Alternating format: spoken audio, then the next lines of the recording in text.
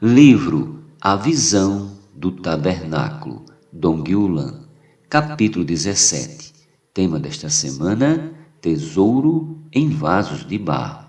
Meta de hoje: leitura das páginas 194 a 196. O Espírito da Fé. O versículo 13 de 2 Coríntios 4 é muito importante.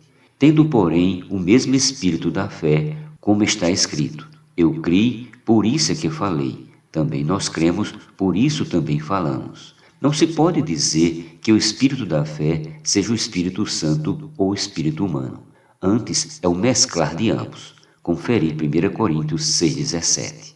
Ao recebermos o Espírito Santo, foi-nos dada a capacidade de crer na palavra de Deus, de receber sua palavra como sendo a verdade. Por crermos na palavra, nós falamos, manifestamos a verdade em nosso falar. Quanto mais falamos, mais fé é gerada em nós e naqueles que nos ouvem.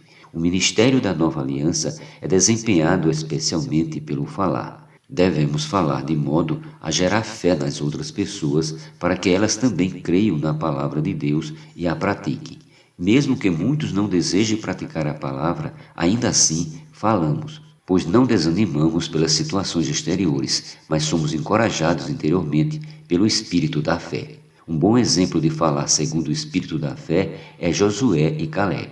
Enviados como espias para a terra de Canaã, mesmo reconhecendo que nela havia gigantes, eles creram que Deus lhe havia dado a terra e, portanto, os gigantes eram apenas pães para eles. Números capítulo 13, versículos do 25 ao 33 e o capítulo 14, versículo 9. Esse princípio se aplica quando, por exemplo, vamos pregar o Evangelho e deparamos com pessoas não interessadas, muitas vezes rudes, com muitos argumentos contrários. Se não exercitarmos nosso espírito de fé, desanimamos, mas se o exercitarmos, falamos com intrepidez, vendo naquele gigante um pão com a qual alimentamos a fé em nós. Por crermos, nós falamos, e quanto mais falamos, mais cremos.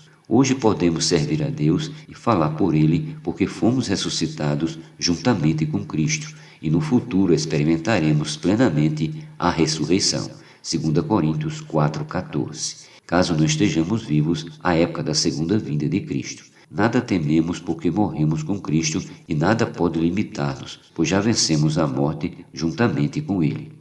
Por isso podemos a todo tempo usar o espírito da fé sem ser intimidados pelas situações ao nosso redor.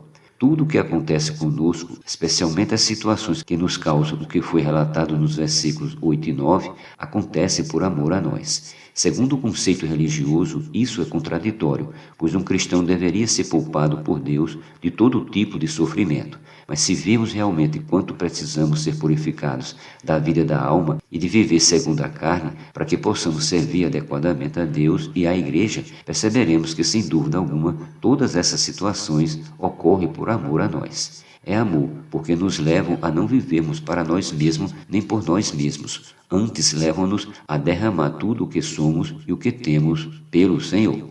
Usando o espírito da fé, ministramos aos irmãos a palavra de Deus, a fim de que eles recebam graça abundante para que em toda e qualquer situação darem graças a Deus e o glorificarem. Versículo 15. Como ministros da nova aliança, devemos levar outros a também perceberem que tudo existe por amor deles, que eles também precisam conhecer mais a Cristo no Santo dos Santos, contemplando sua face. Desse modo, eles também perceberão quão maravilhoso tesouro há nos vasos de barro, tão comuns e inúteis, mas escolhidos por Deus para manifestá-lo aos homens.